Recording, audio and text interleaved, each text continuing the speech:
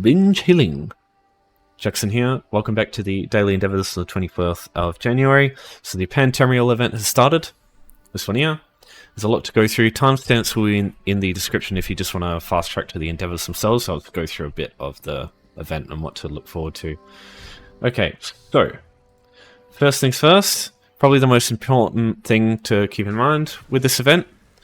We've got increased chances for antiquity leads, stuff from chests, from treasure maps, furnishings, double XP. It just started yesterday apparently.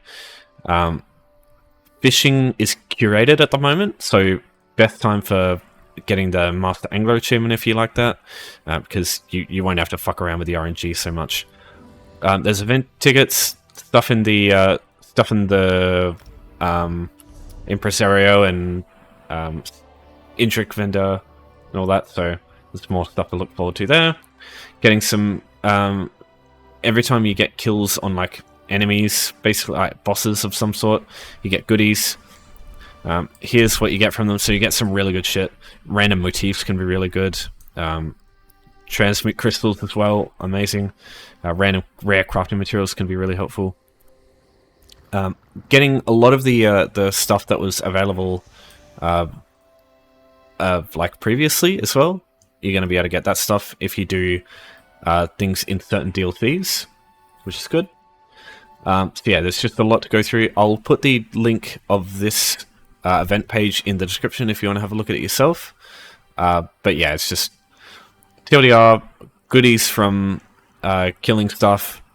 Like you get boxes, like containers with stuff in it. Event tickets for killing your first boss. I will go through the easiest ways to get your event tickets in this video. It's the last option. But yeah, so just going through that stuff. Alright, so I'll just go through the vendors as well. So you got the Impresario, the event merchant, getting some... So this stuff here is the new style, the Lion Guard style. We've also got a Barber's helmet if you want that.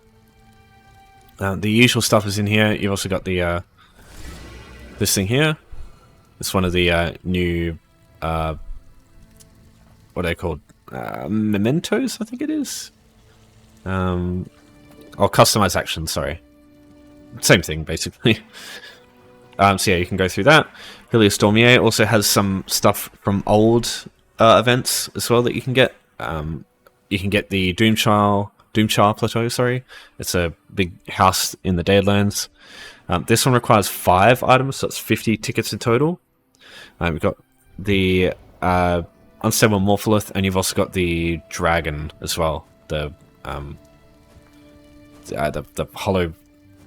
hologram dragon? I don't know, I can't remember what it's called.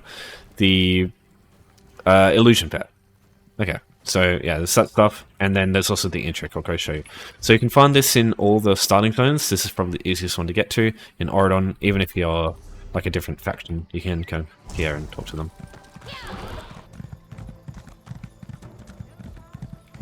So in Craglorn, you can also find the Impresario and Helios Dormier here. But the main reason you come to Craglorn is for this vendor, the Intric vendor. So this is Ninulori.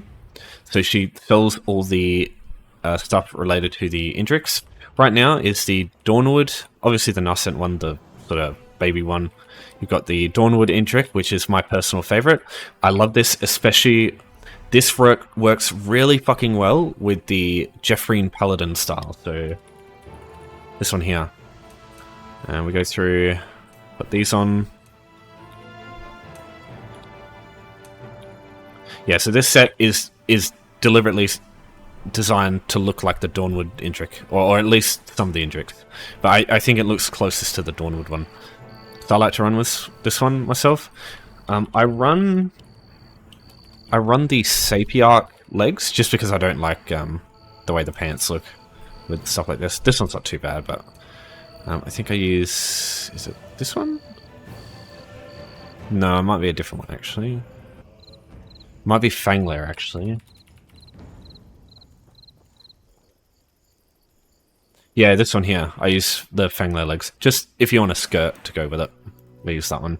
I just I color the scales to look more towards the same color. Though you can mix and match as you want. So yeah, this is my favorite Intric personally. And you've also got the ghosty one, the spoopy Indrik as well. Alright, so now let's jump into endeavors. 10 seals, event ticket, items to merchants, raw materials, refining, completing a trial, and capture a resource to Cyrodiil. So my Golden Pursuits video is just uploading now. It's just rendering to HD. So it says 4 hours, which is... I don't think it'll be 4 hours. I think it'll take less than that. Usually does. But yeah, that's up soon, so just wait a bit for that. I think these 3 here are way better than these 2 options. I think this is the worst of the lot, just because finding a group for trials is very unreliable. One, it takes 12 people, and getting 12 people is like requiring 12 people to just do a 10 seal endeavor. That's fucking crazy. And even if you do want to do it, sometimes it takes ages getting a group. Like it's taken me hours before for a trial to start. It's ridiculous. So my opinion here, don't even bother with this one.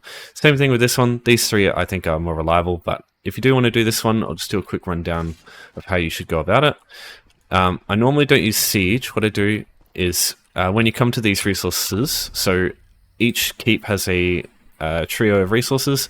For example, if you would do resources in Cyrodiil, I would suggest using ones that are adjacent to one of the keeps that are actually under your control, because you can port to it, it's easy to get to them, and if you die, it's easy to respawn, because unless the fort is actually under attack like this one here, you can just go back out. Obviously, it's a players being there and stopping you from taking them is another problem, but for the most part, the basic rundown is, what I would say is you go up to the top, you kill this mage guard here, because if you try and take the flag with these guards here, you're dealing with them at the same time, and this mage is just pelting you with shit.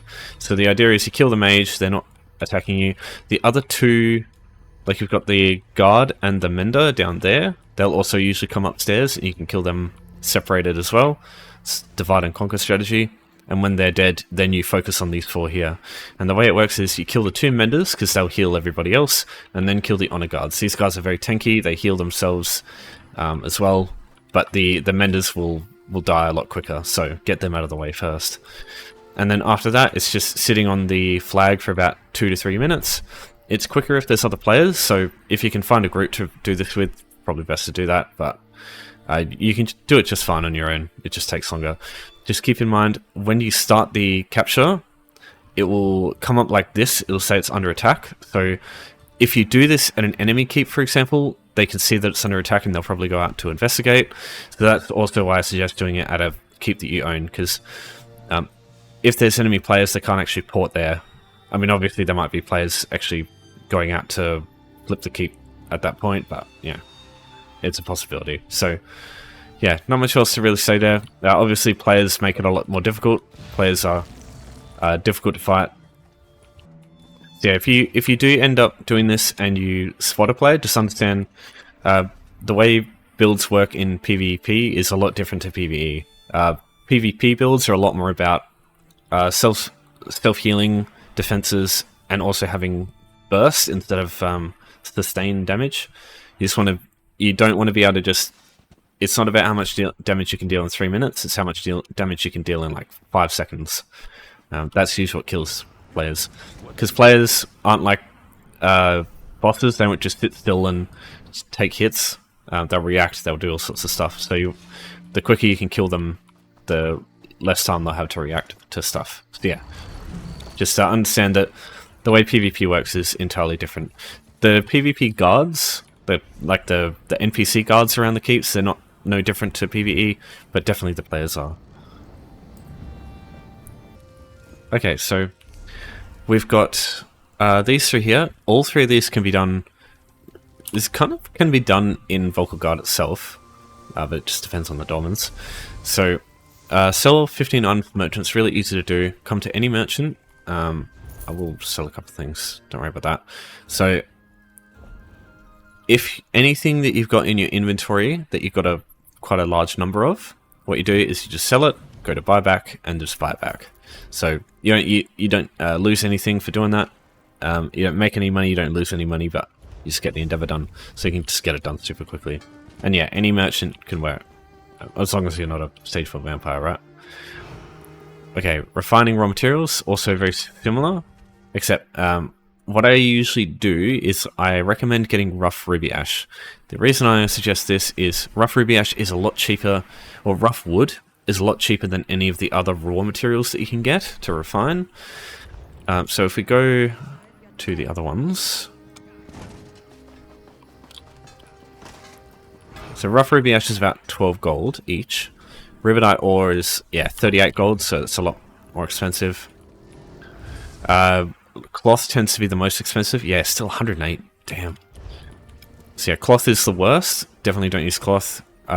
Metal ores aren't too bad.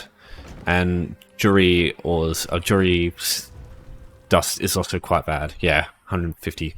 So don't use these. Don't use cloth. Don't use the leather ones, like the medium armor ones. Maybe use ores if you can, and primarily buy like the rough wood. Let's use what it is. Now, if you are going to refine other stuff, just because you want to use some yourself, what I would suggest is before you do that, try and get a character with max crafting. Get the unraveling, or this passive here, it's the same for all of them. Extraction, unraveling, wood extraction, and jewelry extraction. Because these increase the chances of you getting higher tier upgrade materials, which are kind of one of the main reasons that you refine stuff aside from crafting. Also, there is a passive in the champion point tree, Meticulous Disassembly. Having this on is also really good because it does the same thing. It increases the chance of getting important materials. So yeah, just make sure you at least try and have those. At least try and have this passive here if you can, because it really helps get, especially the gold materials. That's what you're trying to get. It can really help you get that sort of thing from raw materials.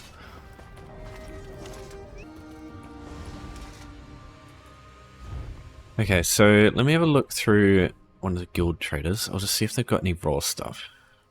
Raw material. Okay, so they've got a little bit. So Ribidite ore, as you can see, it's about 10 grand for a full stack. Let's see if there's any wood. Yeah, so rough ruby ash. So a full stack is like 2 grand. It's a lot cheaper getting rough wood. So look for this kind of thing. Don't go total.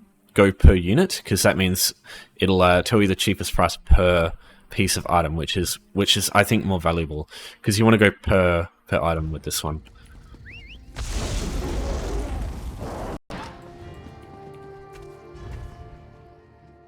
So I think it's also worth noting with regards to refining stuff, it doesn't matter what level your character is in woodworking.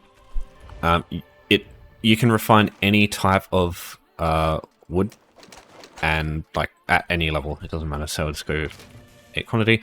The only thing is you just don't get as many of the upgrade materials generally.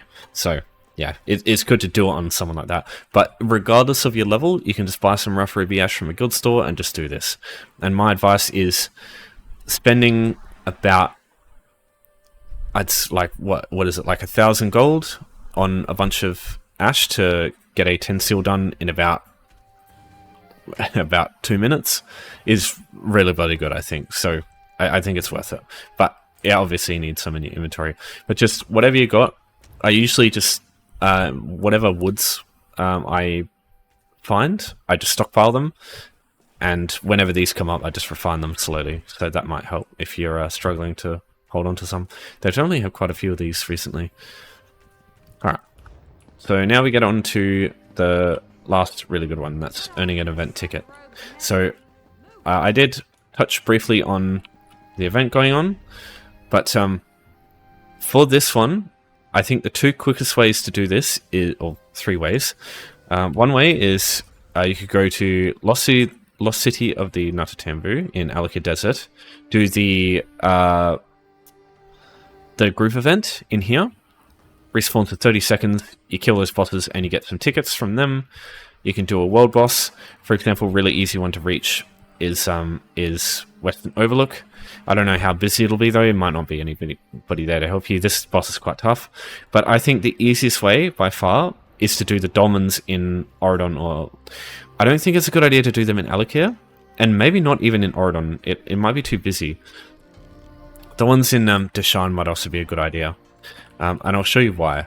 So unfortunately, just clearing the Dolmen doesn't give you the tickets that you need. You have to get participation for killing the boss, and for the tier 2 boss, the dread bosses that spawn with Dolmens, that's what you're looking for. And getting participation for those with a lot of players is easier said than done, unfortunately. Alright, which one's up? Alright, so the one south. Let's go that one. There we go. Okay, so the entire Dolmen itself, aside from that boss, does not matter. Just do it normally. Keep in mind, it is double XP. Though I did point that out at the start. So just go about, just try and get kills to get XP. Or just, you know, just do what you want. So while you're doing this, don't use your ulti at all. You want to hold on to it. Because the last fight with the boss, you want everything you can possibly get. Right, there's not many... Oh, actually, there's quite a few people here.